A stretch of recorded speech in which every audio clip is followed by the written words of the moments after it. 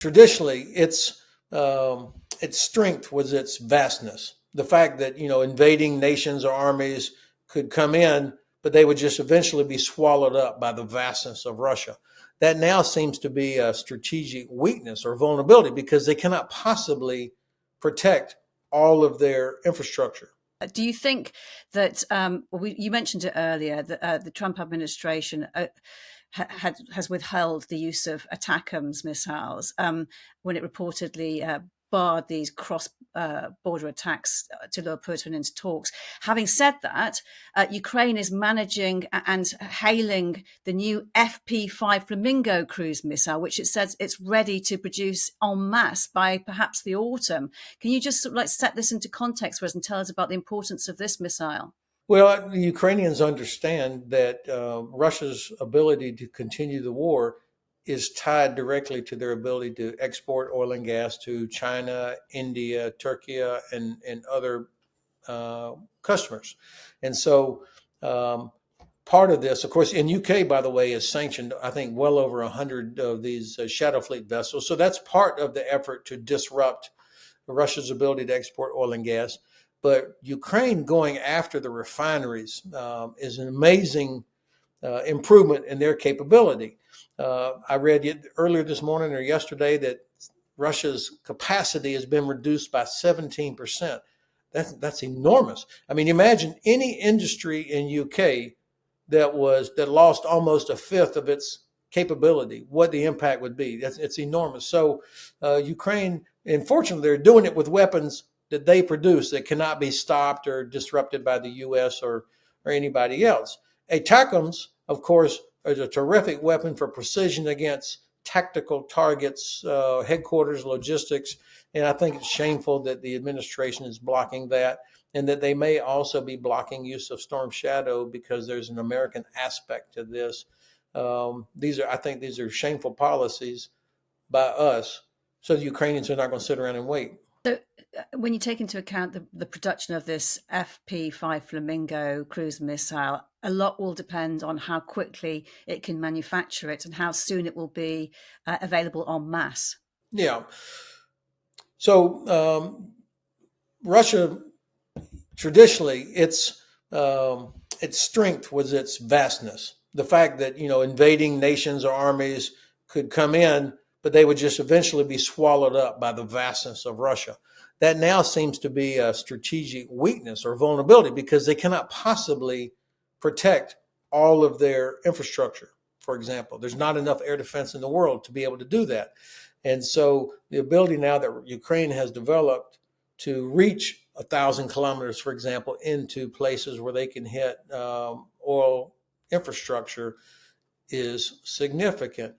The point that you're making is correct. It's the quantity. I mean, if you can only do this as like once a week, you hit one thing, that gets repaired. And of course, the Russians will eventually come up with ways to counter this capability. So getting the quantity as fast as possible to achieve the strategic effect, but also continuing to work on parallel things that would happen or that would help achieve the effect is a part of this as well. And this is where I think nations like UK, Germany, and Norway can contribute directly to that sort of acceleration. It's quite a tricky situation at the moment when you look at some of the movements or posturing after the Alaska summit. The US is reported to have discussed several energy-related deals with Moscow this month. And it does look like the normalization of relations between Washington and Moscow are underway. What position does that leave Europe in? And what does it mean to Ukraine if relationships are starting to normalize between the two? Well, of course, I was I can't say I was disappointed because I almost expect that the Trump administration is going to be doing things like this. And I hope that the Congress will step in some way and prevent this. Unfortunately, most of the Congress, including the Republican leadership, still seems to be pro-NATO, pro-Ukraine, pro-transatlantic, and they're not confused about who the bad guys are. So we'll see. Do they have the courage to stand up to the president? They haven't so far on most important issues. But I'm hoping that the Congress will play a role here. For Europe, unfortunately, I don't know what those implications are, except that it makes it even more important that Europe is willing to take the hard steps that apparently the Trump administration is not. And I hope when the president of the United States visits UK, I guess here in about 3 weeks or so, that he gets an earful from every British leader with whom he speaks, as well as British media and people out on the streets. We'll get back to your video shortly, but first, many of you right now will be watching the show on your phone, tablet or laptop, completely unaware that this very second someone could be accessing your device and stealing your data. Using the internet without private internet access, VPN, is like letting Facebook post your diary. Your friends and family can read all your dirty secrets. A virtual private network, or VPN for short, is an app that hides your IP address and safeguards your internet connection through an encrypted tunnel. It shields your digital life from those eyes who are looking to exploit your private information. Whenever you connect to the internet on a public Wi-Fi network at airports, coffee shops, friends' houses, or even at your own home, your data is at risk of being stolen. Your device is transmitting a great amount of information out into the open, which can be viewed by various different entities before reaching the intended website, such as your ISP, government censors, advertising companies, and more. Hackers on the same network can easily steal your personal data. With PIA, you're protected. But there's more. With PIA, you can access all your usual streaming services, including Netflix, Amazon Prime, and Disney+, even if you're outside your own region. All you need to do is open the app, select a server from 91 countries, and just like that, you're digitally there. And it's not just for fun. With recent legislation, more and more content is being restricted. PIA allows you to access the content and news that you want to watch. And with one PIA subscription, you can protect an unlimited number of devices, so that's the whole family covered. Follow the link in the description or scan the QR code on the screen now to receive a massive 86% discount, making it just £1.57 per month. There's a 30-day money-back guarantee, and to top it off, you'll receive 4 additional months for free. Head to piavpn.com now and take control of your digital life. I'm curious to know the military perspective, certainly in the way that the Kremlin has been acting and successfully able to dictate not only the terms of any talks that have taken place, but also control and intimidate considerations to deploy even the smallest number of European troops to Western Ukraine. What do military figures make of it all? You'd expect a certain amount of frustration with their politicians. Yeah, I mean, first of all, why do we give any countenance to what Russia says about who can come into Ukraine? They see that we hesitate just because they say, well, that's not even a possibility that NATO countries could send their troops to be part of a security force of some sort inside Ukraine. That's a sovereign decision for Ukraine and the rest of us, not for Russia. So we should be very publicly dismissive of that, as some people like President Stubb of Finland has. I think Prime Minister and others should routinely talk about this. It's not for Mr. Lavrov or President Putin to say.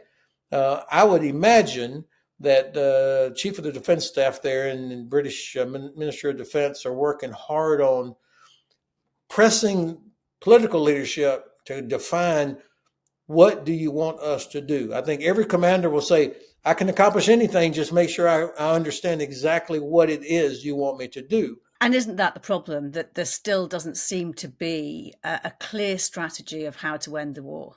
Right. That's the hardest thing, frankly, is clearly defining the strategic outcome.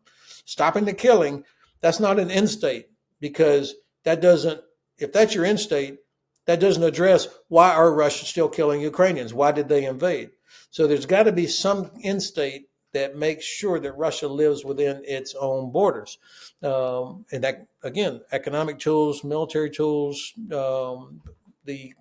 using the enormous advantages that we have. If you add together all of the economic and technological resources, capabilities, the militaries, the populations, the finances of the EU, plus UK, plus Norway, plus Canada, it dwarfs Russia. It's not even close.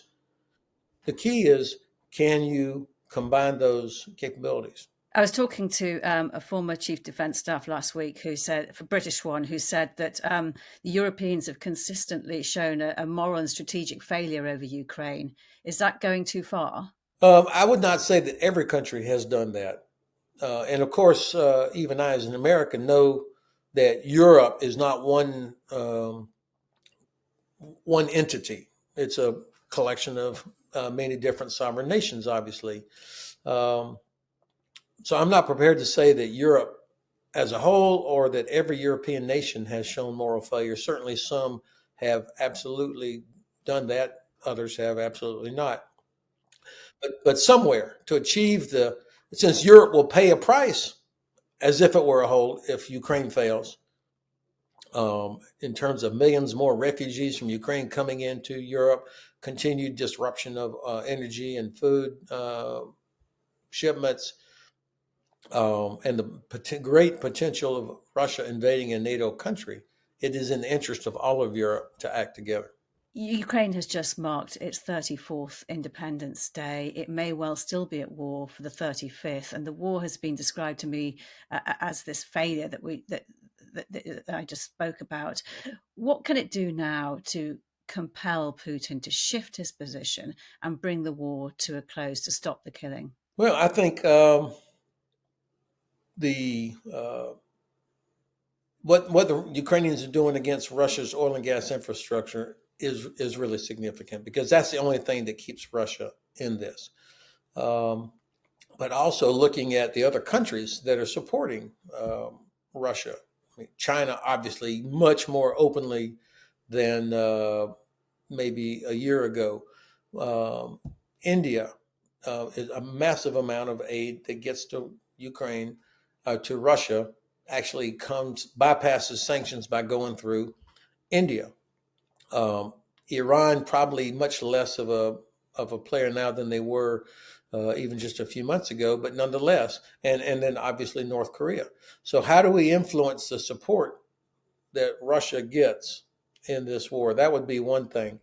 I think that the Ukrainians, the leadership in Ukraine, and President Zelensky knows this, and the civilian leadership there in the Rada, they've got to make sure they earn and retain the confidence of Ukrainian people that there is a path, and that if their son or daughter or somebody from their family is going to join Ukrainian armed forces, that young person is not going to be sent into war until they are properly trained, properly equipped. So Ukraine, while fighting a war, is still in the process of developing what the Brits would call the institutional army, the part that generates the operational force.